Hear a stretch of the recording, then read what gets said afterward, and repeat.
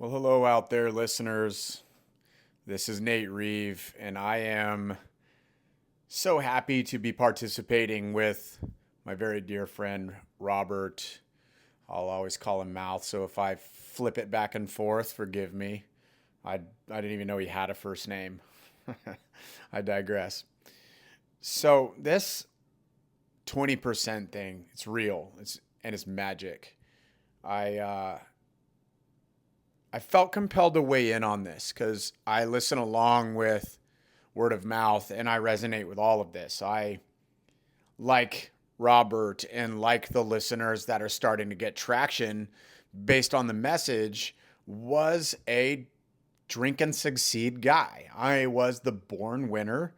My mother did this thing where she told me I was a winner my whole life, like a lot, so much. And that part really resonates with me on this episode, the 20% go for it episode, is that yes, winners, right? And I happen to have been the drink and succeed guy, at least in my career, right? Marriages, so so. And personal relationships, pretty solid. I still have all of them, but definitely didn't have that 20%. So, like any high functioning, go winner searcher for more, I am the guy that looked for efficiency in everything, right? This drive, this inner fire inside, just driving me along from the time that I was in high school, where I learned warrior spirit and football. That's when things really hit the ground. And I did it in the Navy. Like Mouth, I made rank really fast in the beginning. Like him, I had that nuclear reactor inside of me. And when we met each other, it was like those reactors combined, right? Both on the drinking side and on the succeeding side as a SWIC, as a special operator. And what I learned as things went on is a few things, and I hope you guys can just bear with me on this, right? These are all in bulleted order. That the efficiency thing, wanting to be efficient with everything, carrying 18 things and risking spilling your coffee, like that resonates with me. Efficiency was everything, but what I learned was the wrong side of efficiency. Efficiency was that thing you did and you wanted everything to be that way, but everyone around you doesn't see it that way. And so when you're sitting in any kind of experience where people are being, in your view, inefficient, you don't get to be neutral in that situation as an efficiency person. You don't get to be okay wherever you're at. The smallest amount of inefficiency sends you through the roof. And that was the roller coaster that did not work for me as a drinker. That roller coaster was awful. Sitting at a dentist office where the office manager is overwhelmed and under-resourced, and you're sitting there anyway, but now you get to sit there and be angry. That is a lesson that I now got back. I get this back now that I don't drink. I get to sit in the dentist office and be sympathetic, empathetic with the office manager that she's really up against it, and it's okay if it's 15 minutes past. That's just fine. So that was one of the things that made it feel like I was trying to run a marathon with ski boots on. Despite succeeding in the ranks of Special Ops Navy, despite all of the successes and the college degrees and all of the paper things that I, in air quotes, accomplished, I also got to never be present. I also got to never be fully okay in any situation, whether drinking or not, because I thought I knew a better way to do it than the way that it was being done. So that was the wrong side of efficiency, as I call it. And so the go for it thing. I love that he took some initiative from that, right? I'm an executive coach, I'm a performance coach, and here's the kicker. Nobody performs better than when they're operating as their true authentic self. So as we go inward and we start to release our things that hold us back, from our dream life, back from our true selves, magically our performance just increases, right?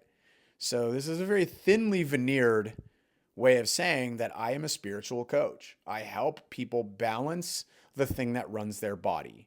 I help them balance that spirit. And one of those things is seeing your vices, seeing what you're trying to cover up with those vices, and looking at that deliberately.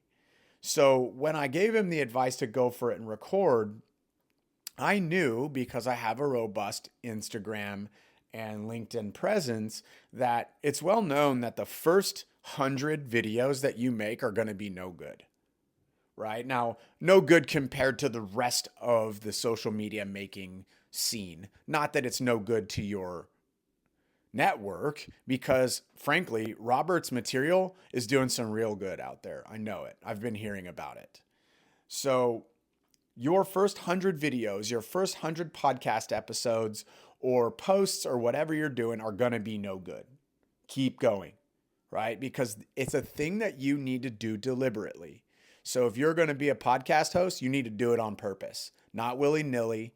You need to start reading about how do people that are really good at this break through. How did Sean Ryan become one of the top 4 podcasters in the world over all the other Navy SEALs or Green Berets or top tier people in their field, whatever that might be, pro athletes, so on and so forth.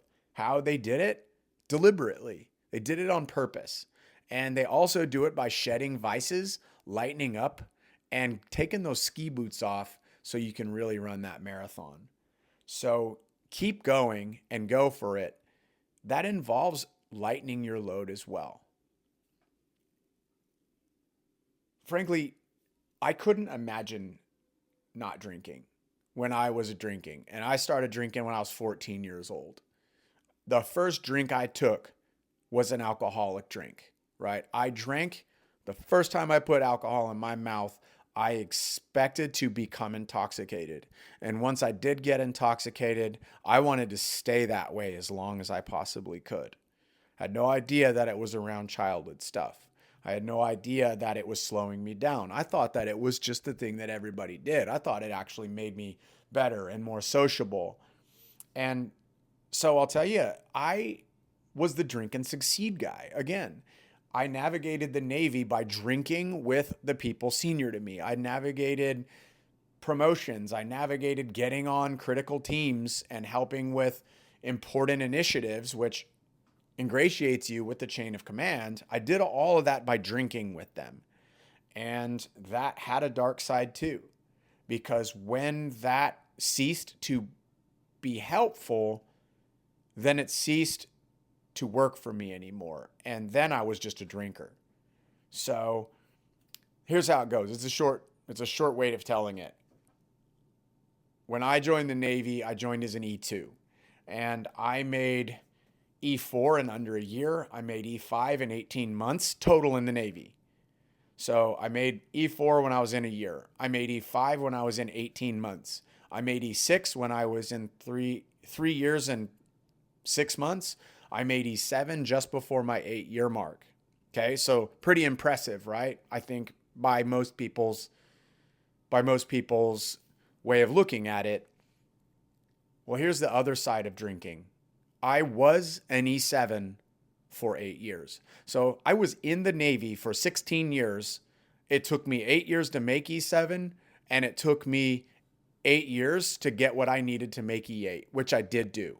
I did get out in E7. When I left the military, I was the number 1 EP in my pay rate at that level at Dev Group. So something to be proud of. But why did it take me so long? Because I was missing that 20%. And frankly, I think I was missing more like 40%, because it was a different game. When I went from a boat team to Dev Group, I changed games, but I didn't change tactics. I didn't change my own way of approaching things, and I got it. So now that I have that 40% back, I live a life relatively of my dreams. I don't work as many hours, nearly as many hours. Like that go, go, go, that winner thing is now completely run back. And I can make the same amount of money and have the same amount of influence on my network and on my business dealings that used to take me 40 hours a week in somewheres between 10 and 20.